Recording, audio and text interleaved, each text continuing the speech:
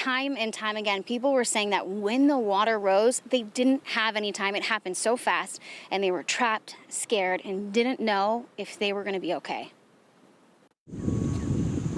And the sun's not even shining in the house. It was just sitting there waiting for me to pick it up. It's almost hard to figure out what exactly is piled up in Rich DiMattio's yard.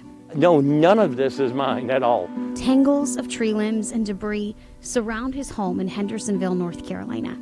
They'd only lived here 2 months. That was so loud, the bridge had to go at the same time. When Hurricane Helene hit.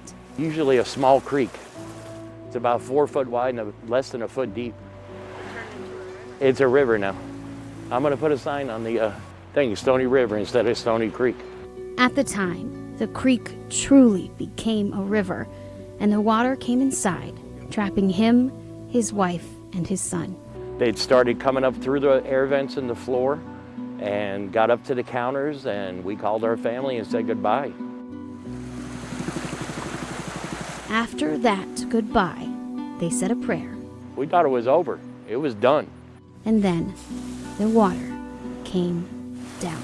And it's a lot to process, and you would think after the fact, it's hard to talk about. One of the first things he found and put up was his American flag. He served in the Navy for 8 years. It does. It means a lot. It means everything to me. Yep. In situations where pain and loss are everywhere, searching for meaning can feel like an insurmountable task. I found it today. I just looked down, it was right there. Inside a house that no longer feels like home, that's where Rich found his wife's crucifix.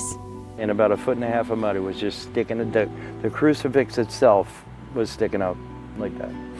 A symbol of their answered prayer and the meaning he was looking for. It's just God telling me I'm right here.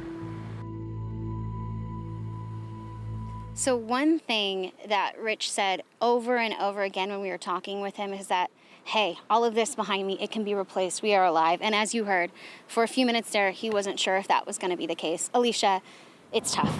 There is still a lot of damage here and a lot of cleanup, but there are those stories of hope. And how extraordinary is it that he found a crucifix buried in the mud, especially when you look at all of that debris behind me?